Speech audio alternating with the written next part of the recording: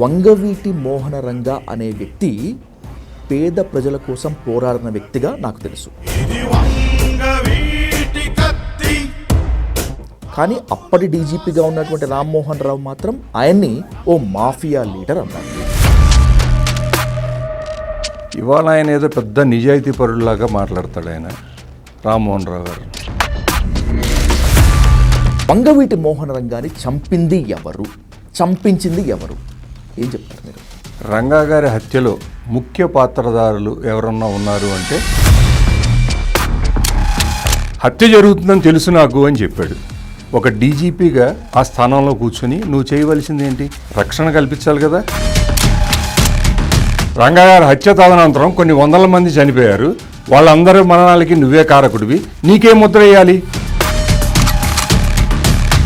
రంగా గారి హత్యలో ఎన్టీఆర్కి, చంద్రబాబు నాయుడు గారికి, వైఎస్ రాజశేఖర రెడ్డి గారికి, ఈ ముగ్గురులో ఎవరిదుంది పాత్ర? పర్సనల్ రైవలరీ కూడా పోలీసుని బాగా ఇబ్బంది పెడుతున్నారు రంగా గారు, ఒక లాకప్ డెత్ విషయంలో కానీ. వంగవీటి రంగా గారి వారసత్వాన్ని ఎవరు తీసుకుంటారు అని మీరు చెప్పండి సార్. ఎవరు తీసుకుంటారు? లేదు, ఏం మారలేదు. సేమోల్ రాదా, మారతాడనే నమ్మకం కూడా లేదు. వంగవీటి రంగా గారి కుమార్తె పయనం టీడీపీతోనా, వైసీపీతోనా, జనసేనతోనా, లేకపోతే ఇంకేదైనా కొత్త పార్టీ పెట్టేటువంటి ఛాన్స్ ఉంటుందా? ఆయన మరణించి 38 ఏళ్ళు. మరణించి అనటం కంటే నిజంగా నిజం మాట్లాడుకుంటే ఆయన్ను అత్యంత కిరాతకంగా హత్య చేసి 38 ఏళ్ళు. 3 దశాబ్దాలు గడుస్తున్నప్పటికీ ఈ రోజుకి బెజవాడ రాజకీయ ముఖచిత్రంపై మాత్రమే కాకుండా తెలుగు రాష్ట్రాల రాజకీయ ముఖచిత్రంపై ఆ నెత్తుటి మరకలు ఇప్పటికీ తడిగానే ఉన్నాయి. ఈరోజు వరకు ఆయన్ను ఎవరు చంపారు, ఎవరు చంపించారు అనేటువంటి ప్రశ్నకు స్పష్టమైనటువంటి సమాధానం లేకపోయినప్పటికీ కూడా ఆ ఒక్క పేరు తెలుగు రాష్ట్రాల రాజకీయాలని ప్రభావితం చేస్తోంది. ఆంధ్రప్రదేశ్ పాలిటిక్స్ని అయితే శాసిస్తోంది. ఆ పేరే వంగవీటి మోహన రంగా. వంగవీటి మోహన రంగా వారసులు ఎవరు అనేటువంటి ప్రశ్న ఈ రోజుకి కూడా వెంటాడి వేధిస్తుండగానే ఆయన మరణంపై ఈ రోజుకి ఎన్నో నీలినీడలు కమ్ముకున్నాయి. ఇప్పుడు ఆయన్ను ఎవరు చంపారు అనేటువంటి ప్రశ్న మాత్రమే కాకుండా ఆయన వారసత్వాన్ని ఎవరు బలంగా ఆంధ్రప్రదేశ్లో మాత్రమే కాకుండా తెలంగాణలో తీసుకెళ్లగలరు అనేటువంటి ప్రశ్నకు సమాధానం తెలుసుకుందాం. వంగవీటి రంగా గారి బావమర్తి చెన్నుపాటి శ్రీనివాసరావు గారితో అన్ఫిల్టర్డ్ అండ్ రా టాక్ ఇంటర్వ్యూ ఇది. శ్రీనివాసరావు గారు నమస్తే. నమస్కారం. ఇందాక నేను చెప్పుకున్నట్లుగానే శ్రీనివాసరావు గారు, వంగవీటి రంగా అనేటువంటి పేరుని ఎలాంటి గౌరవం లేకుండా ఈ రోజుకి విజయవాడలో పిలిచినా కూడా గారు అని యాడ్ చేయండి అంటారు. అది వంగవీటి రంగా గారికి అక్కడున్నటువంటి స్థానం. శ్రీనివాసరావు గారు, చాలా ప్రశ్నలకి ఈరోజు మీరు సమాధానాలు మాత్రమే కాకుండా చాలా నిజాలు చెప్పాలనేటువంటిది నాకు ఫస్ట్ మిమ్మల్ని కోరుకుంటున్నాను. పిఎస్ రామ్మోహన్ రావు గారు వంగవీటి రంగా గారి హత్య జరిగినటువంటి సమయంలో డీజీపీగా ఉన్నటువంటి వ్యక్తి. ఆయన ఒక బాంబు పేల్చారు. వాటన్నిటినీ ప్రశ్నలుగా మీ ముందు పెడతాను. ఫస్ట్, నేను చాలా బాధపడ్డది స్టేట్మెంట్ మాత్రమే కాకుండా నన్ను ఆశ్చర్యానికి గురి చేసినటువంటి స్టేట్మెంట్. వంగవీటి మోహన రంగా అనే వ్యక్తి పేద ప్రజల కోసం పోరాడిన వ్యక్తిగా నాకు తెలుసు. కానీ అప్పటి డీజీపీగా ఉన్నటువంటి రామ్మోహన్ రావు మాత్రం ఆయన్ని ఓ మాఫియా లీడర్ అన్నారు. ఏంటి అసలు? ముందుగా ఆయన ఒక X DGP, X governor of Tamil Nadu. Mafia అంటే ఏంటో అర్థం ఆయన చెప్పాలా, రామ్మోహన్ రావు గారు. అలాగే ఇంతకుముందు నేను ఒక ఇంటర్వ్యూలో చెప్పాను, నేను రంగా గారి హత్యలో ముఖ్య పాత్రధారులు ఎవరన్నా ఉన్నారు అంటే కోడెల శివప్రసాద్, అప్పటి DGP PS Rammohan Rao, and local DCP ఒకతను ఉన్నాడు, ఉమాపతి. ఓకే. వీళ్ళ ముగ్గురు ముఖ్య పాత్రధారులు, రంగా గారి హత్య కుట్రలో ముఖ్యమైన పాత్రధారులు. ఇది నేను ఒక ఇంటర్వ్యూలో చాలా క్రిస్టల్ క్లియర్గా చెప్పాను నేను. ఇవాళ ఆయన ఏదో పెద్ద నిజాయితీ పరుడులాగా మాట్లాడతాడు ఆయన, రామ్మోహన్ రావు గారు. మాఫియా అన్నాడు.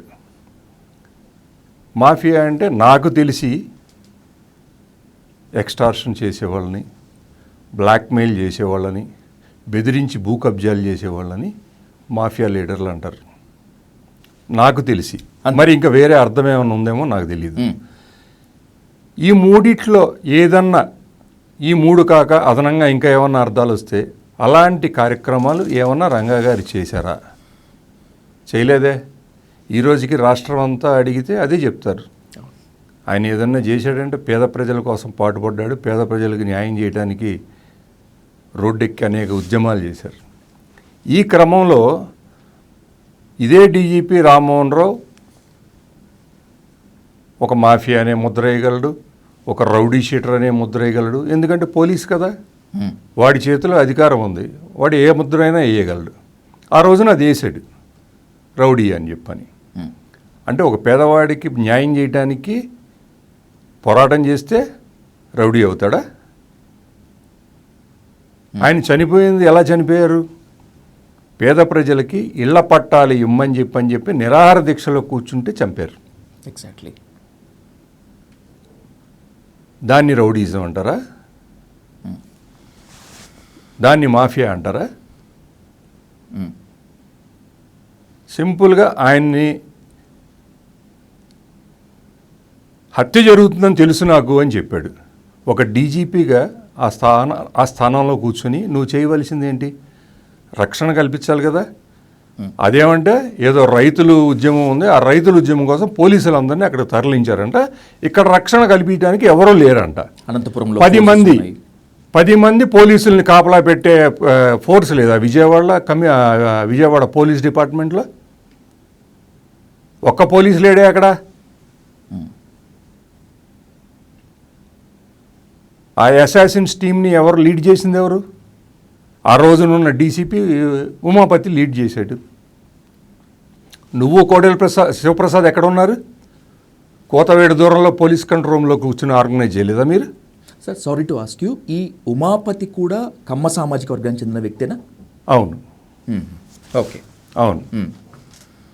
కోతవేడు దూరంలో పోలీస్ కంట్రోల్ రూమ్లో కూర్చుని ఉన్నారు మీ ఇద్దరు, హోంశాఖ మంత్రిను డీజీపీ. ఇవన్నీ మాకు తెలియని నిజాలా? ప్రజలకు తెలియదు కాబట్టి నేనేది మాట్లాడితే అది చెల్లుతుందన్నానంటావా? సింపుల్గా నా ఫెయిల్యూర్ అని చెప్పి ముఖ్యమంత్రిని ఎన్టీ రామారావుని నన్ను పక్కా తప్పించమని అడిగాడంట. ఒక పేద ప్రజల కోసం ఉద్యమం చేసేవాడికి రౌడీ షీట్ పెట్టవచ్చు నువ్వు. మరి రంగా గారి హత్య కారకుడు నువ్వు. రంగా గారి హత్య తదనంతరం కొన్ని వందల మంది చనిపోయారు. వాళ్ళందరి మరణాలకి నువ్వే కారకుడివి. నిన్నేం చేయాలి? నీకేం ముద్ర వేయాలి?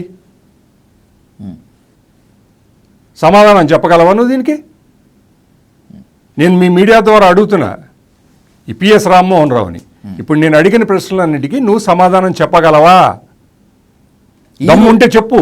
ఈ రోజుకి కూడా వంగవీటి మోహన రంగా అంటే కాపుల దైవంగా భావిస్తారు. కాపులు మాత్రమే కాకుండా విజయవాడ చుట్టుపక్కల ఉండేటువంటి దళిత బహుజనులు కూడా ఆయన్ని గుండెల్లో పెట్టుకుంటారు. అలాంటి వంగవీటి మోహన రంగాని అప్పటి డీజీపీ పిఎస్ రామ్మోహన్ రావు గారు ఒక మాఫియా లీడర్ అని చెప్పి అన్నారు అంటే, ముద్ర వేశారు అంటే కులపరంగా అనుకుందామా, లేకపోతే నిజంగా మాఫియా కార్యకలాపాల్లో రంగా గారు ఉన్నారా? ఇవాళ ఆయన ఒక మాజీ డీజీపీగా, మాజీ గవర్నర్గా 4 గోడల మధ్యలో ఏసీ రూమ్లో కూర్చొని ఏదైనా మాట్లాడగలడు. నువ్వు మాట్లాడిన ఈ మాటలకి నీకు దమ్ముంటే ఆ సెక్యూరిటీ లేకుండా ప్రజల మధ్యలోకి రా, రాష్ట్రంలో. ఆ ప్రజల సమాధానం చెప్తారు నీకు. ఆయన అభిమానించే ప్రజలు వాళ్ళు చెప్తారు సమాధానం నీకు. చుట్టూతా రక్షణ ఉంది కదా అని చెప్పి కూర్చొని మీడియా ముందు ఇష్టం వచ్చినట్టు మాట్లాడితే సరిపోతుందా? రంగా గారి హత్య జరిగినటువంటి టైంలో పోలీస్ కంట్రోల్ రూమ్లో డీజీపీగా ఉన్నటువంటి రామ్మోహన్ రావు గారు మాత్రమే కాకుండా అప్పటి హోంమంత్రి కోడెల శివప్రసాద్ రావు గారు కూడా ఉన్నారు, పర్యవేక్షిస్తున్నారనేటువంటిది మీ ఆరోపణ, మీ అభియోగం. కానీ అసలు హోమ్ మినిస్ట్రీ పదవి కోడెల శివప్రసాద్కి ఇవ్వటము నాకేమాత్రం ఇష్టం లేదు, నేనే అప్పటి సీఎం ఎన్టీఆర్ గారి దగ్గర విభేదించాను అని చెప్తున్నారు. ఒకవేళ గనక ఆయన చెప్పిందే నిజమైతే, మీరు చెప్పిందే నిజమైతే, మీ ఇద్దరు ఎవరు నమ్మాలి? ఇవాళ అది నిజమా అబద్ధమా చెప్పగలిగింది ఇద్దరు వ్యక్తులు. ఒకటి ఎన్టీ రామారావు గారు, రెండు కోడెల శివప్రసాద్. వాళ్ళు ఇద్దరూ లేరు. ఇవాళ ఇతను ఏది చెప్పినా చెల్లుతుంది. సార్, ఇప్పుడు కొన్ని ప్రశ్నలు కులపరంగా మాట్లాడుకోవాల్సి వస్తుంది. నిజంగా సిగ్గుపడాల్సిన విషయం శ్రీనివాసరావు గారు. అంటే కమ్మలు కాపులపై పగబట్టారా, కాపులు కమ్మలపై పగబట్టారా అని. కానీ రాజకీయం మొత్తం అలాగే చుట్టుకుంటుంది కాబట్టి అడక తప్పటం లేదు. ఎన్టీఆర్కి వంగవీటి మోహన్ రంగా అరివీర భక్తుడు లేకపోతే అభిమాని అనేటువంటిది ఆయన డైరెక్ట్ స్టేట్మెంట్. నిజమేనా? అరివీర భక్తుడు అంటే ఒప్పుకోను, కానీ వీరాభిమాని. ఎన్టీఆర్ సినిమాలు వస్తే ఖచ్చితంగా ఆ రోజు సినిమాకి వెళ్ళటం, ఆ సినిమా చూడటం ఒక ఆనవాయితీ. ఆయనకి అంత అభిమానం రంగా గారికి. మీరిద్దరు కూడా కలిసి చూసేవాళ్ళ? అనేక సందర్భాలు అనేక సినిమాలు కలిసి చూసాం. మేము ఇద్దరం కాదండి, ఒక 10-15 మంది వెళ్ళేవాళ్ళం సినిమాకి. ఓకే. సో అనేక సినిమాలు చూసాం ఆయన, ఎన్టీ రామారావు గారి సినిమాలు. సినిమా పరంగా అభిమానం ఉండటం వేరు, ప్రేమ ఉండటం వేరు. రాజకీయాల్లోకి వచ్చాక దృక్పథాలు ఇవంతా కూడా మారిపోతాయి కదా శ్రీనివాసరావు గారు. ఇప్పుడు ఎన్టీఆర్ గారు రాజకీయాల్లోకి వచ్చిన తర్వాత అదే అభిమానం, అదే ప్రేమ రంగా గారికి ఉండేదా? ఉండేదండి. ఆయన ఎక్కువగా ఏంటంటే పౌరాణిక సినిమాలు ఎక్కువ చూసేవాళ్ళు. రామారావు గారి పౌరాణిక సినిమాలు ఎక్కువ చూసేవాళ్ళు. ఆయన పార్టీ పెట్టిన తర్వాత కూడా ఆ అభిమానం ఎక్కడికి పోద్దండి? ఆ అభిమానం పోదు కదా, ఇప్పటి నుంచో ఉన్న అభిమానం అది. ఆ పార్టీలో చేరటానికి అంటే ఆయనగా వెళ్ళి అడిగి నేను చేరతానని అడిగే స్వభావం కాదు అయింది. కానీ ఖచ్చితంగా అక్కడ ఆ రంగా గారిని అభిమానించే వ్యక్తిగా ఆయనకి పిలుపు వస్తుంది అనుకున్నారు. కానీ ఎందుకనో కొన్ని సామాజిక వర్గాల మూలంగా ఇబ్బంది పడి కానీ ఏదన్నా కానీ కొంతమంది వ్యక్తులు అడ్డం పడటం మూలంగా కానీ ఈయనకి పిలుపు రాలేదు. వేరే వాళ్ళని పిలిచి ఆ పార్టీలో చేర్చుకున్నారు. చాలా క్రిస్టల్ క్లియర్గా మాట్లాడుకోవాల్సినటువంటి సందర్భము, చాలా స్పష్టమైనటువంటి సమాధానాలు రావాల్సినటువంటి ప్రశ్న కూడా ఇక్కడే ఉంది శ్రీనివాసరావు గారు. రంగా గారే నేను వెళ్ళి టీడీపీలో జాయిన్ అవుతాను అని ప్రయత్నించారు అనేటువంటిది ఒక ఆరోపణ.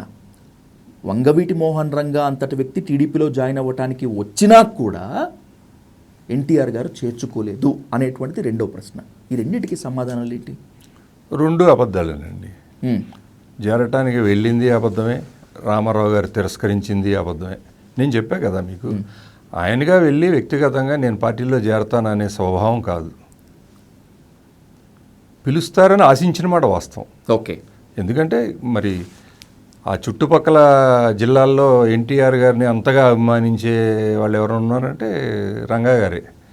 సో ఖచ్చితంగా పిలుస్తారని అనుకున్నారు. బట్ అక్కడి నుంచి పిలిపేం రాలేదు. వేరే వాళ్ళని పిలవటం, వేరే వాళ్ళని చేర్చుకోవడం జరిగిపోయింది. రంగా గారు వెళ్ళలేదు, అడగలేదు, అటు నుంచి కూడా రాలేదు. ఎవరు అడ్డుపడ్డారు ఈ మధ్యలో? దేవినేని నెహ్రూనా లేకపోతే ఇంకెవరైనా? దేవినేని నెహ్రూ కాదని, వాడి అడ్డం పడతానికి ఆ స్థాయి కాదు వాడిది. ఈ నాదెళ్ల భాస్కర్రావు అని చెప్పని అంటారు. మనకు తెలియదు, ఇంటర్నల్గా జరిగింది కదా అది. ఓకే. 4 గోడల మధ్య జరిగిన ఇది. అది నాదెళ్ల భాస్కర్రావు కాపు కాకపోవటం, కమ్మ కావటం కూడా వంగవీటి రంగా గారికి అడ్డుకట్ట వేయడానికి ఒక కారణం అనుకుందామా? ఏమో అయ్యుండొచ్చు, అదొక కారణం అయ్యుండొచ్చు. బికాస్ పొలిటికల్ హిస్టరీ చూస్తే టీడీపీలో ఎన్టీఆర్కి దేవినేని నెహ్రూని బాగా దగ్గర చేసింది, బాగా ప్రమోట్ చేసింది రంగా గారికి అగైనెస్ట్గా నాదెండ్ల భాస్కర్ రావేనా అని చెప్పి ఈ రోజుకి చాలామంది అంటారు. Is that right? అవును, నిజమే అది. అంటే ఉంటే బెజవాడ రాజకీయాల్లో మనమే శాసించాలి, అది కూడా దేవినేని నెహ్రూ మాత్రమే ఉండాలనేటువంటిది నాదెండ్ల పంతం అనుకోవచ్చు.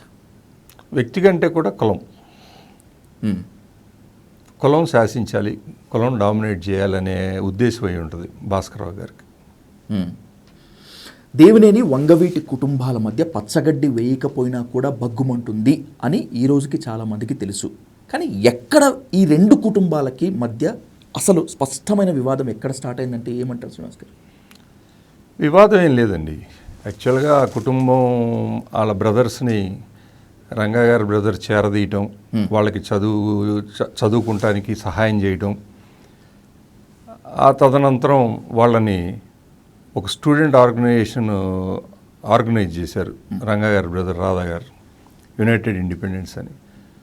ఆ స్టూడెంట్స్ వీళ్ళు చదువుకునే విద్యార్థులు కదా, సో చదువుకునే విద్యార్థులు ఇక్కడికి వచ్చేదానికంటే కూడా చదువుకునే వాళ్ళనే ఒక లీడర్షిప్ అప్పచెప్తే వాళ్ళ సమస్యలు వాళ్ళు ఇది చేసుకుంటారని చెప్పని ఆ బ్రదర్స్ని ఇద్దరిని దేవినేని గాంధీని నెహ్రూని యునైటెడ్ ఇండిపెండెన్స్కి ఈయన స్థాపించిన సంస్థకి స్టూడెంట్ లీడర్స్గా అపాయింట్ చేశారు.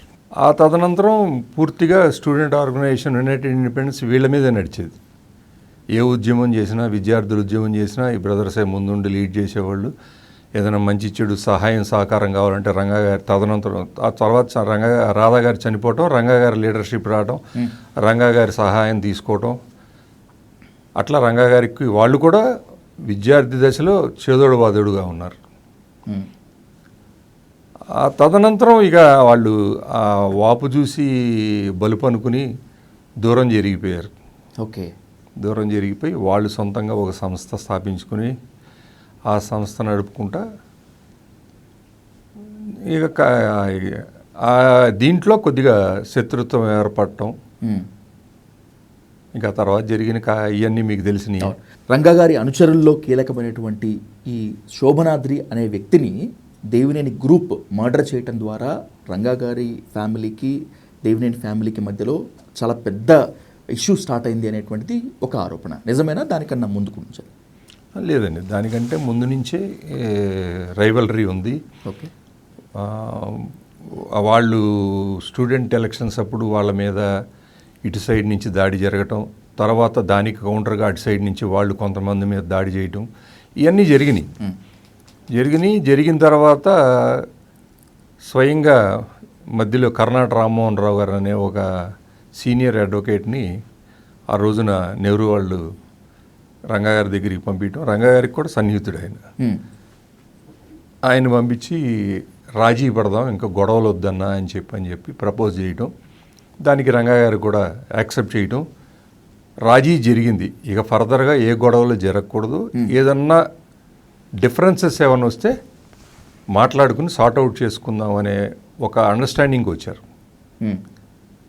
ఆ తర్వాత అంతా కాముగా ఉన్న టైంలో నెహ్రూ సోదరుడు మురళి అన్నవాడు అన్నెసరీగా ముత్యాల శోభనాద్రిని కిరాతకంగా ఆ కూతురు ఇంట్లో ఉంటే కూతురు ఇంటికి వెళ్ళి హత్య చేశాడు. ఓకే. అక్కడి నుంచి మళ్ళీ రైవలరీ స్టార్ట్ అయింది. అప్పుడు కూడా రంగా గారు 1-2 సందర్భాల్లో నెహ్రూ కబురు చేయటం, ఇట్లా నీ తమ్ముడు మరి అగ్రెసివ్గా నన్ను ఇదిగా బిహేవ్ చేస్తున్నాడు, కంట్రోల్లో పెట్టుకోమని చెప్పడం, ఇవన్నీ జరిగినాయి. బట్ అతను కూడా చెప్పాడు, డైరెక్ట్గా చెప్పాడు, నా కంట్రోల్లో లేడు, is out of my control అని. చెప్పినా వినకపోవటం వల్లే, సర్ది చెప్పినా కూడా మారకపోవటం వల్లే శోభనాద్రి హత్యకు ప్రతీకారంగా చిలకలూరుపేట సమీపంలో మురళి అండ్ కో హత్య చేశారా? జరిగింది. అది రంగా గారి నోటీస్లో లేదు. ఓకే. ఇప్పుడు యాక్చువల్గా గాంధీ హత్య కూడా రంగా గారి నోటీస్లో లేకుండానే జరిగింది. గాంధీ హత్య కూడా విద్యార్థి ఎలక్షన్స్, ఐటీఐ ఎలక్షన్స్ జరుగుతున్నప్పుడు అక్కడ మాట పెరిగి కొట్టుకోవటం, ఆ కొట్టుకునే క్రమంలో కొద్దిగా సీరియస్ అయ్యి అతను చనిపోవటం జరిగింది. యాక్చువల్గా ఆ జరిగిన సంఘటన రంగా గారికి తెలియదు. జరిగిన తర్వాత 1 అవర్కి రంగా గారికి వెళ్ళి చెప్పారు, ఇట్లా స్టూడెంట్ ఎలక్షన్స్లో గొడవ జరిగి ఆ గొడవలో గాంధీ ఇదేంది చనిపోయాడని చెప్పని. 2 మురళి హత్య కూడా రంగా గారికి తెలియదు. యాక్చువల్గా రంగా గారు అప్పటికే రంగా గారి మీద చాలా ప్రెషర్ ఉంది. ఎందుకంటే అతను రంగా గారి ఫాలోయర్స్ ఇంటికి అర్ధరాత్రిగాడ 1 గంటకి వెళ్ళడం, ఆ ఇళ్ల మీద దాడి చేసి ఇంట్లో ఆడవాళ్ళు ఉంటే ఆడవాళ్ళను హింస పెడతాం, దేవినేని మురళి, ఇవన్నీ జరుగుతూ ఉన్నాయి. అప్పటికే విపరీతమైన ప్రెషర్ డెవలప్ అయింది రంగా గారి మీద. ఈ రకంగా మా ఇళ్ల మీదకి వచ్చి కొడుతుంటే కూడా మీరు ఏం పట్టించుకోవట్లేదు, శాంతంగా ఉన్నారని చెప్పని. ఆ టైంలో కూడా 1-2 సార్లు నెహ్రూకి మీడియేటర్ ద్వారా కబురు చేయటం, చెప్పటం, ఇవన్నీ కూడా జరిగినాయి. ఆ తర్వాత కొద్దిగా ఆయనకి సైనస్ ప్రాబ్లం ఉందండి ఫస్ట్ నుంచి. అది కొద్దిగా ఎమర్జెన్సీగా సర్జరీ చేయించుకోవాలని చెప్పానంటే అప్పుడు ఢిల్లీ ఎయిమ్స్లో అడ్మిట్ అయ్యారు సర్జరీ కోసం. ఓకే. ఆయన అక్కడ ఉండగా ఆయనకి తెలియకుండా ఇక్కడ ఆర్గనైజ్ చేసింది కరెక్టే. అది ఆర్గనైజ్ చేసి మురళి మర్డర్ జరగటం నిజమేది. ఓకే, పొలిటికల్గా చూసుకుంటే రాబోయే రోజుల్లో ఖచ్చితంగా నాకు రాజకీయంగా అడ్డవుతాడు అని రాజశేఖర రెడ్డి భావించారు అంటారు. ఎన్టీఆర్ కూడా రాజకీయంగా అడ్డు తొలగించుకోవాలని చెప్పి రంగా గారి హత్యలో ఎన్టీఆర్కి, చంద్రబాబు నాయుడు గారికి, వైఎస్ రాజశేఖర రెడ్డి గారికి క్లియర్ కట్ పాత్ర ఉంది అంటారు. ఈ ముగ్గురులో ఎవరిది పాత్ర? ఆ ముగ్గురులో ఎవరిది పాత్ర ఉందో నాకు తెలియదు, కానీ చంద్రబాబు గారి పాత్ర అయితే లేదండి. కన్ఫర్మా? లేకపోతే ఈరోజు ఆయన సీఎం కాబట్టి మీరు ఎందుకు లేనిపోని చికాకులని చెప్పి? ఏమండి, ఆయన సీఎం కానప్పుడు కూడా నేను ఇంటర్వ్యూలో చెప్పాను, చంద్రబాబు గారి పేరు ఎప్పుడు తీయలేదు. నేను ఎప్పుడు తీసినా ఈ 3 పేర్లే తీసా. చంద్రబాబు గారికి ఆయన సంబంధం లేదు అని అనటానికి ఇదే పిఎస్ రామ్మోహన్ రావు కన్ఫర్మ్ చేశాడు ఇంటర్వ్యూలో.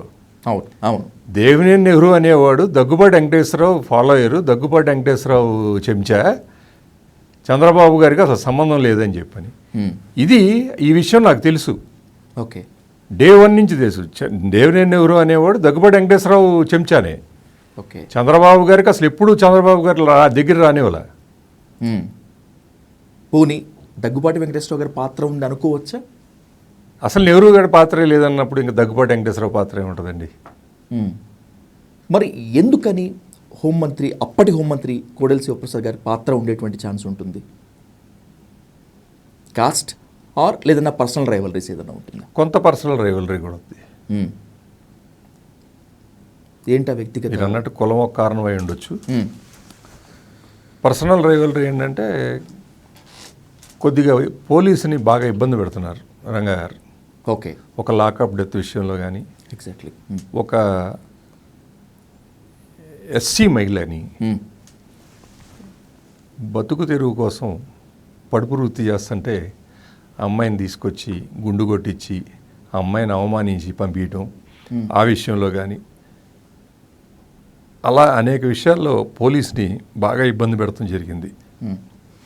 ఒక సందర్భంలో కోడెల శివప్రసాద్ ఇబ్బంది ఇన్ ద సెన్స్ పోలీసుల అరాచకాలపై, అన్యాయాలపై పోరాటం పోరాటం అంతే. అంతే. ఇప్పుడు ఎవరో మురళీధరన్ అనే వ్యక్తి కేరళ నుంచి నేవీలో పనిచేసే వ్యక్తి విజయవాడ వచ్చాడు ఏదో పని మీద. సార్, ఆ వ్యక్తిని కారణం లేకుండా తాగి రోడ్డు మీద తిరుగుతున్నాడని చెప్పి లాకప్లో వేసి కొట్టి చంపేశారు పోలీస్. దాని మీద అతను కేరళ అతను మనకెందుకులే అని చెప్పని ఊరుకోలేదు. ఆయన ఉద్యమం చేశారు. ఉద్యమం చేసి ఆ స్టేషన్ ఎస్హెచ్ఓని సస్పెండ్ చేయించడం, తర్వాత అతని మీద మర్డర్ కేసు పెట్టించటం, ఆ మర్డర్ కేసు ట్రయల్లో అతనికి శిక్ష పడతాం ఆ ఎస్హెచ్ఓకి. అలాగే ఈ ముదిగొండ పద్మ విషయంలో కూడా రాష్ట్ర వ్యాప్త ఉద్యమం చేశారు. అవును. అలాగే ఒక ఎస్పీ కేఎస్ వ్యాస్ అని వాడు హైదరాబాద్లో ఇల్లు కట్టుకోవడానికి భద్రాచలం నుంచి కలప వితౌట్ బిల్స్, డబ్బులు కట్టకుండా, 1000 బిల్స్ లేకుండా, ఏమీ లేకుండా ట్రాన్స్పోర్ట్ చేస్తూ ఉంటే అదే పోలీస్ డిపార్ట్మెంట్ నుంచి రంగాగారికి ఇన్ఫర్మేషన్ ఇచ్చారు, వీడు లారీ లోడు కలప, టేక్ కలప ఇక్కడి నుంచి స్మగుల్ చేస్తున్నాడు హైదరాబాద్ ఇంటికి అని చెప్పని. దాన్ని పట్టుకొని ఫోటోలు తీసి కంప్లీట్గా దాని మీద ఒక పెద్ద ఉద్యమం చేశారు, కలప దొంగ కేఎస్ వ్యాస్ అని చెప్పని. అట్లా పోలీసు ప్రభుత్వం చేసే ప్రతి పోలీస్ బిల్ అని చెప్పని ఎన్టీ రామారావు గారు పోలీస్ బిల్ పెడతానికి అసెంబ్లీలో ప్రయత్నం చేశాడు. ఈయన తీవ్రంగా వ్యతిరేకించి, అంటే పోలీస్ బిల్ అంటే మీకు తెలియదేమో, అప్పుడు పూర్తి రైట్స్ పోలీసుకు ఉంటాయి అన్నమాట. ఎవరి మీద ఏం చేయాలన్నా కూడా పూర్తి రైట్స్ పోలీసుకు ఉంటాయి, వాళ్ళని ఎవరో ప్రశ్నించడానికి వీల్లేదు. అది పోలీస్ బిల్ సారాంశం, విశేష అధికారాలు. దాన్ని ఈయన తీవ్రంగా వ్యతిరేకించి నిరాహార దీక్ష చేసి ఎన్టీ రామారావు లాంటి రోల్ బ్యాక్ అయ్యేటట్టుగా ఉద్యమం చేయగలిగారు రాష్ట్ర వ్యాప్తంగా. ఓకే ఓకే, ఆయన రోల్ బ్యాక్ అయ్యాడు రామారావు గారు, పోలీస్ బిల్ పెట్టలా. సార్, అట్లా అనేక సందర్భాల్లో ప్రభుత్వం చేసే తప్పుల మీద, పోలీసు చేసే తప్పుల మీద అనేకమైన పోరాటాలు చేశాడు ఆయన. ప్రత్యక్షంగా కోడెల శివప్రసాద్ విజయవాడలో ఇందిరాగాంధీ మున్సిపల్ స్టేడియంలో పరేడ్లో ఉండగా ఒక ఏసీపీ స్థాయి అధికారి ఒక రిక్షా కార్మికుడిని కొడితే అతను చనిపోయాడు. ఓకే, ఆ రిక్షా కార్మికుడిని తీసుకుని పోలీస్ పరేడ్ జరిగే చోటికి స్టేడియంకి వెళ్ళారు ఈయన. డెడ్ బాడీని తీసుకొని. ఓకే. దీనికి ఏం సమాధానం చెప్తావు? నువ్వు హోంమంత్రిగా ఉన్నావు, నీ పోలీసు ఈ రకంగా ఒక రిక్షా కార్మికుడిని అకారణంగా కొట్టి చంపేశారు అని చెప్పని ప్రశ్నించడానికి వెళ్తే కనీసం అతను బయటికి రావడానికి కూడా సుముఖంగా లేడు. సుముఖంగా లేక కొన్ని వందల వేల మందితోటి అక్కడే కూర్చున్నాడు ఈయన. హోంమంత్రి వచ్చి సమాధానం చెప్పేదాకా నేను వెళ్ళను ఇక్కడి నుంచి అని. తప్పనిసరి పరిస్థితుల్లో పోలీసులు బయటికి తీసుకొచ్చారు హోంశాఖ మంత్రిని. ఆ రోజున మాట జరగటం అక్కడ మేము ప్రత్యక్షంగా ఉన్నాం. చాలా సీరియస్గానే అయినా నువ్వు సమాధానం చెప్పకపోతే వదిలే ప్రసక్తి లేదంటాం. అక్కడ పర్సనల్గా కొంత ఘర్షణ జరిగింది. అంటే ఇష్యూ మీదే, పర్సనల్ ఘర్షణ ఏం కాదు, ఇష్యూ మీదే. అతను పొగరబోత్తనంగా సమాధానం చెప్పటం, దానికి ఈయన యాక్సెప్ట్ చేయకుండా అక్కడే కూర్చోవటం, ఇవన్నీ జరిగినాయి.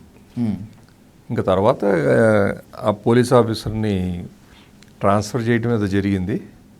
సో అలాగా అనేక సందర్భాల్లో ఈయన ఏదో కంట్లో నలుసు చెప్పులో రాయిలాగా ప్రభుత్వానికి పోలీస్కి చాలా చాలా ఇబ్బంది అయిపోయారు ఈయన.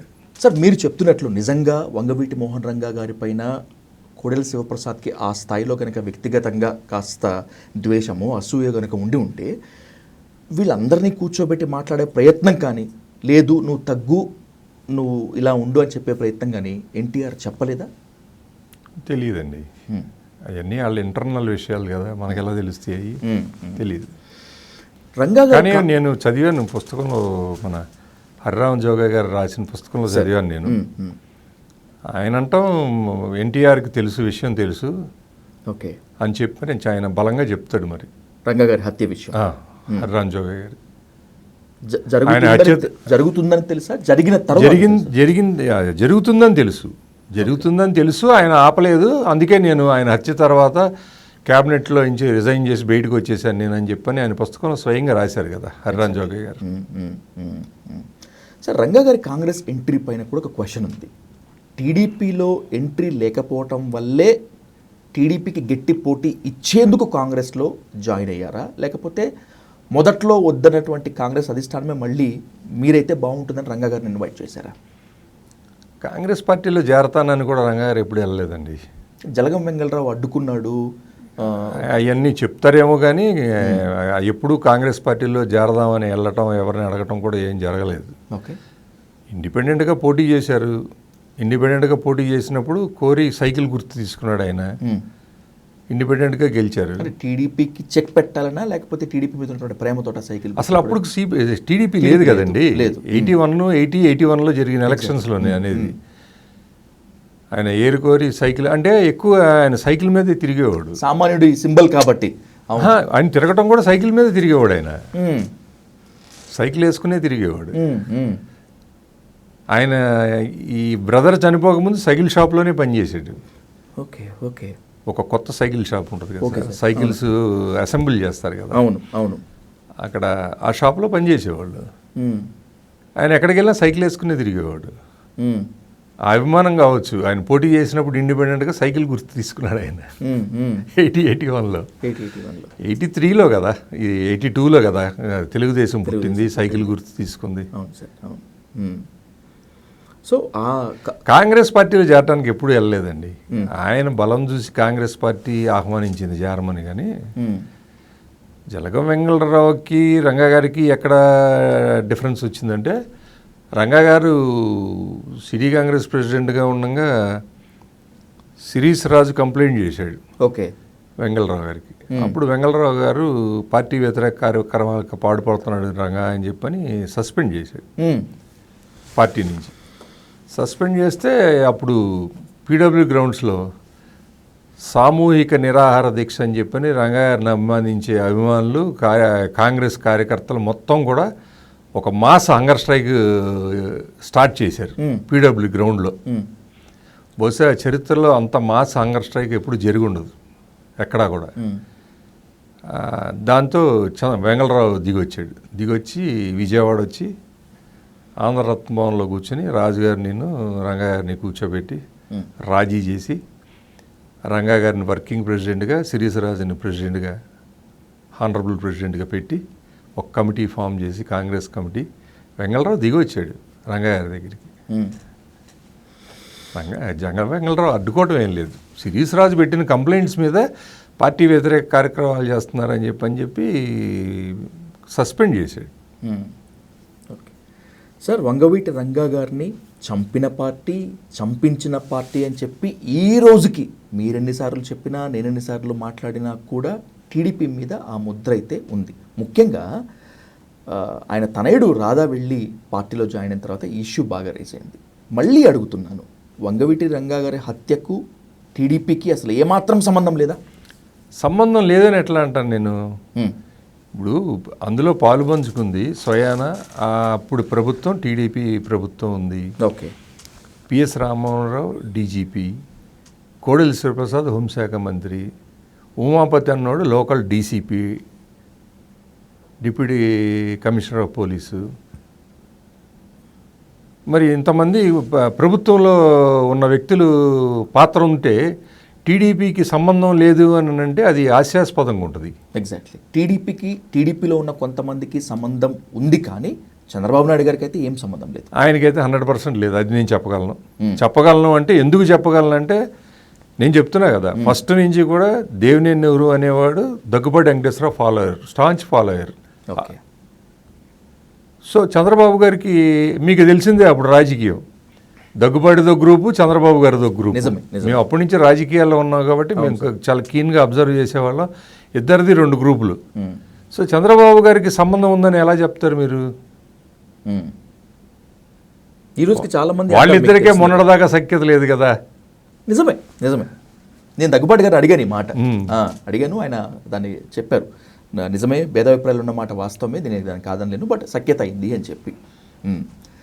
సార్, ఇంకొక ప్రశ్న, రంగా గారి అభిమానులు మాత్రమే కాకుండా ఆంధ్రప్రదేశ్ రాజకీయాల్లో ఉన్నటువంటి కాపు కమ్యూనిటీని అండ్ ప్రదేశంలో చాలామందిని కూడా వేధిస్తోంది.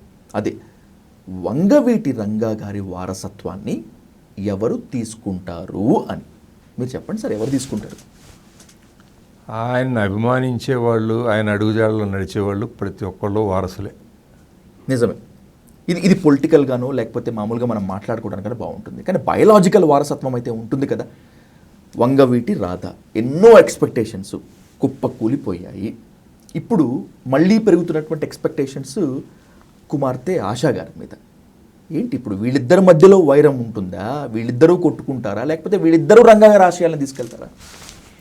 ఇద్దరూ తీసుకెళ్తే బాగుంటుందని నా అభిప్రాయం, నా కోరిక. లేదు ఆ పాప తీసుకెళ్తానంటే మంచిదే, లేదు రాధా తీసుకెళ్తానన్నా మంచిదే. నా కోరిక, నా అభిప్రాయం అయితే ఇద్దరు కలిసి ముందుకు తీసుకెళ్తే బాగుంటుందని నా అభిప్రాయం. సార్, మీరంటే రాధా గారు మేనల్లుడు, ఆశా గారు మేనకోడలు కాబట్టి చాలా ప్రేమగా చెప్తారు, కానీ మీ దాకా వచ్చి ఉండవు అని నేనైతే అనుకోను. కానీ శ్రీనివాస్ గారు, నేను కొన్ని మీ ముందు పెడతాను. చాలా గొప్ప అవకాశం వచ్చింది వంగవీటి రాధాకి రంగా గారి పేరుని ఇంకా చిరస్థాయిలో నిలబెట్టేందుకు, కానీ అంచనాలు కుప్పకూలిపోయాయి, భవిష్యత్తు అంధకారమైంది అని. ఒకవేళ గనక ఇది నిజమే అయితే ఇది వంగవీటి రాధా స్వయంకృతాపరాధమా, లేకపోతే రాజకీయాల్లో వంగవీటి రాధా బలిపశువు అయ్యాడా? ఎక్కువ శాతం స్వయంకృత అపరాధాలు. మీరు అన్నీ నిజాలే చెప్పమన్నారు కాబట్టి అన్నీ నిజాలే చెప్పే ఇప్పుడు కూడా నిజమే చెప్తాను. మీరు నాతో పూర్తిగా స్వయంకృత అపరాధమే ఎక్కువ శాతం పనిచేసింది. ఎందుకని అన్ని తప్పిదాలు చేశాడు ఆయన? చాలా చిన్న వయసులో రాజకీయాల్లోకి రావటం మూలంగా అవగాహన లేక అనేకమైన కారణాలు ఉంటాయి. గైడ్ చేసేవాళ్ళు కూడా లేక అనుకోవచ్చా? గైడ్ చేసేవాళ్ళు కూడా లేక. గైడ్ చేసేవాళ్ళు చాలామంది ఉన్నారు మీతో సహా, కానీ గైడెన్స్ తీసుకోవడానికి ఆయన సిద్ధంగా లేరనేటువంటిది నాకున్నటువంటి క్రెడెన్షియల్ సోర్స్. ఇది నిజం. అంటే ఏంటి, ఒకటేసారి అంత పెద్ద బరువు బాధ్యతలు రావటమా, లేకపోతే పొగరా, లేకపోతే ఇంకేంటి sir? What is Radha? What is Radha అంటే పూర్తిగా తనకి అనుభవ రాహిత్యం, పూర్తిగా అనుభవరాహిత్యం. అనుభవం లేక నిర్ణయాలు తీసుకోవటం మూలంగా స్వయంకృత అపరాధాలు అనేకం జరిగినాయి. అవి ఇంకా దాన్ని ఏమంటారు, మళ్ళీ దాన్ని వెనక్కి తీసుకునే అంటే కరెక్ట్ చేసుకునే పరిస్థితి లేని నిర్ణయాలు. That's my question. ఇప్పుడు నాకు తెలిసి ఆయన క్రియాశీల రాజకీయాల్లోకి వచ్చి 15 ఏళ్ల పైనే అవుతోంది. ఇప్పటికైనా కూడా వంగవీటి రాధా మారతారన్న నమ్మకం మీకుందా?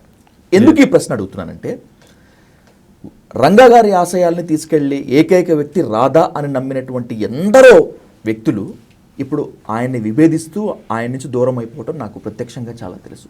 సో అందుకని అడుగుతున్నాను, మారతారన్న నమ్మకం ఉందా? లేదు, ఏం మారలేదు. సేమోళ్ళు రాధా మారతాడనే నమ్మకం కూడా లేదు. ఎవరైనా రాజకీయాల్లో దెబ్బలు తింటే షైన్ అవుతారు, రాజకీయాల్లో పాఠాలు గుణపాఠాలు నేర్చుకుంటూ ముందుకు వెళ్ళాలని అనుకుంటారు. అయినా కూడా ఎందుకు రాధా మారడని మీ నమ్మకం? మీరు అన్నట్టు 20 సంవత్సరాల నుంచి చూస్తున్నాం కదా. 20 సంవత్సరాల నుంచి చూస్తున్నాం, 2003 నుంచి చూస్తూనే ఉన్నాం. 20 సంవత్సరాలు దాటిపోయింది, 23 సంవత్సరాలు. ఏం మారలేదు కదా. ఎన్ని దెబ్బలు తిన్నా, ఎన్ని నిర్ణయాలు తప్పు తీసుకున్నామని తెలిసినా మారలేదు కదా. మరి ఇంకా మారతాడని ఎట్టా అనుకుంటారు? Exactly sir. సోషల్ ఇంజనీరింగ్లో భాగంగా కులాల వారీగా పదవులు ఇదంతా వాటాలు అనుకున్నప్పుడు, కాపు కులం అనేటువంటిది వచ్చినప్పుడు ఏపీ రాజకీయాల్లో వంగవీటి రాధాకి ఏమి ఇస్తారు, ఏం చేస్తారు అనేటువంటిది ఒక ప్రశ్న. ఇప్పటికీ కూడా అది క్వశ్చన్ మార్క్గానే ఉంది. వంగవీటి రాధాని టీడీపీ గవర్నమెంట్, కూటమి గవర్నమెంట్ అకామిడేట్ చేస్తుందన్న నమ్మకం మీకుందా? అది కూడా స్వయంకృతాపరాధమేనండి. ఇప్పుడు రంగా గారు అబ్బాయి కాబట్టి సహజంగా మీరు అన్నట్టు ప్రతి సందర్భంలోనూ రంగా గారు అబ్బాయికి ఏదన్నా వస్తుందేమోనని చెప్పని ఆ కమ్యూనిటీ ఆశించడం తప్పులేదు, ఆశిస్తారు కూడా. ఎగ్జాక్ట్లీ. బట్ దానికి కూడా స్వయంకృతాపరాధాలే. ఇప్పుడు ఆ స్థానం దక్కకపోవడం అంటే ఇది నా పర్సనల్ అభిప్రాయం, వ్యక్తిగత అభిప్రాయం అంతే, నా సొంత అభిప్రాయం ఇది. దానికి కూడా ఆ స్థానం దక్కకపోవడానికి కారణం కూడా స్వయంకృతాపరాధాలే అనుకుంటున్నాను. రాధా ఫెయిల్యూర్ అవ్వటం వల్లే ఆశా గారు మళ్ళీ లైమ్ లైట్లోకి వచ్చారా, రావాల్సి వచ్చిందా? 100% నాతో షేర్ చేసుకున్న విషయం కూడా అది. నాతో ఆశ స్వయంగా షేర్ చేసుకున్న అభిప్రాయం అది. ఏమన్నారు తను? అదే రంగా గారి ఈ వారసత్వాన్ని ప్రాపర్ వేలో ఒక ప్రాపర్ లెవెల్లో తీసుకెళ్ళలేకపోతున్నాడు. అనేక సందర్భాల్లో నేను వార్న్ చేస్తూనే ఉన్నాను గత 7-8 సంవత్సరాల నుంచి. అవునా? ఓకే. అయినా కానీ తనలో ఏం మార్పు రావట్లేదు. టు బి ఫ్రాంక్, అన్నా చెల్లెళ్ళ మధ్య సఖ్యత, కమ్యూనికేషన్ ఉందా? అదేం లేదు, ఆ డిఫరెన్స్ ఏం లేదండి. ఉందా? బాగానే మాట్లాడుకుంటారా? ఆ డిఫరెన్స్ ఏం లేదు. కాకపోతే 6-7 ఇయర్స్ నుంచి తీవ్రంగా ఫైట్ చేస్తున్నాను నేను. ప్రాపర్ లెవెల్లో ప్రాపర్ వేలో నువ్వు డాడీ లెగసీని చేయట్లేదు అని చెప్పని నేను క్వశ్చన్ చేస్తానే ఉన్నా, చెప్తానే ఉన్నాను చెయ్యాలి నువ్వు అని. బట్ ఈ 6-7 ఏళ్ళలో ఏం మార్పు రాలేదు. రోజు రోజుకి డిటీరియేట్ అవుతుంది తప్పించి ఏమీ ఇంప్రూవ్మెంట్ ఏం కనపడతలేదు. సో ఇక నాకు తప్పనిసరి పరిస్థితుల్లో నేను బయటికి రావాల్సి వచ్చిందని చెప్పింది నాకు. స్వయంగా తనే షేర్ చేసుకుని తనే ఫీలింగ్స్.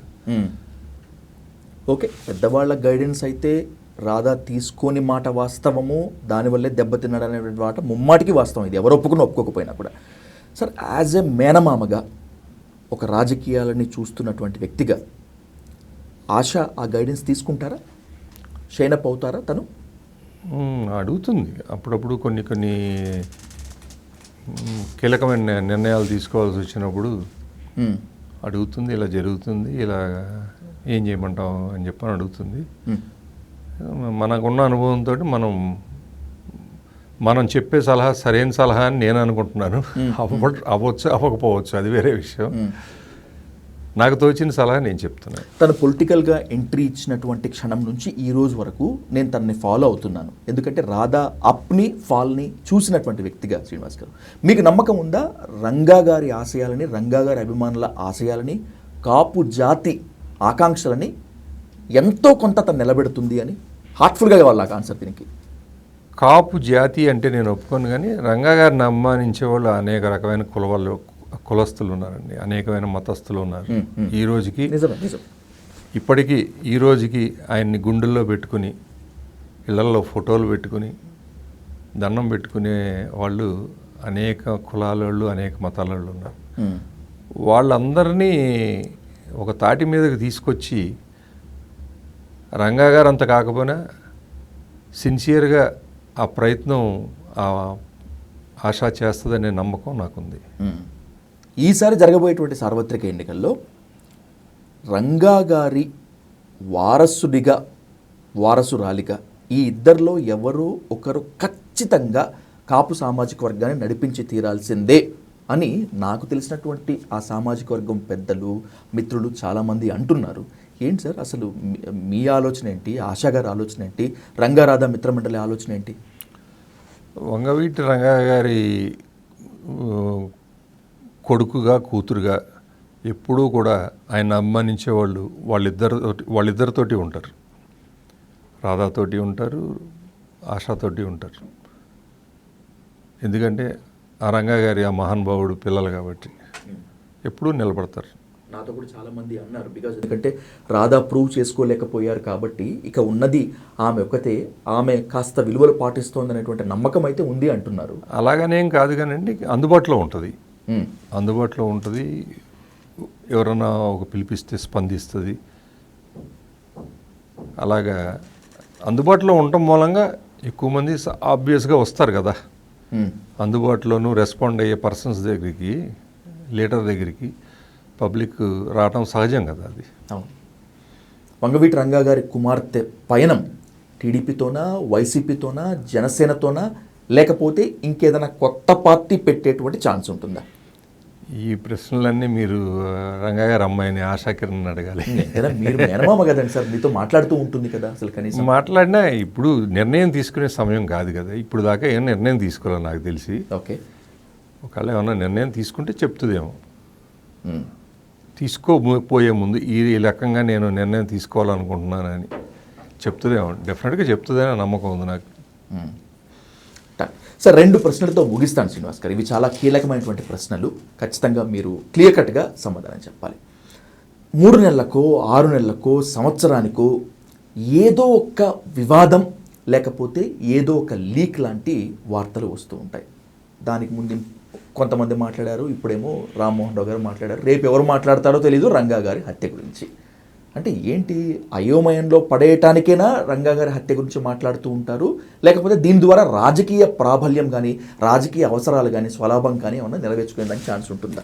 పార్టీలకు కానీ, వ్యక్తులకు కానీ, మిగతా ఎవరికి? ఏమో అండి, ఇప్పుడు ఇన్ని సంవత్సరాల తర్వాత పిఎస్ రామ్మోహన్ రావు వచ్చి ఈ లేనిపోయిన అన్నీ మాట్లాడటం అనేది కొద్దిగా అనుమానాస్పదమైన విషయమే. ఇది ఎవరన్నా కావాలని చేయిస్తున్నారా, లేకపోతే యాదృచ్ఛికంగా జరిగిందా అనేది యాదృచ్ఛికంగా జరగడానికి అవకాశం లేదండి. ఎందుకంటే ఇన్ని సంవత్సరాలు నోరిప్పి మాట్లాడిన పిఎస్ రామ్మోహన్ రావు ఇవాళ కాటికి కాళ్ళు జాపు కూర్చున్న టైంలో ఇది అసందర్భమైన మాటలు ఇవి. సో కొంత అనుమానం ఉంది, ఎవరన్నా బిహైండ్ ఉండి ఇది నడిపిస్తున్నారేమో అని.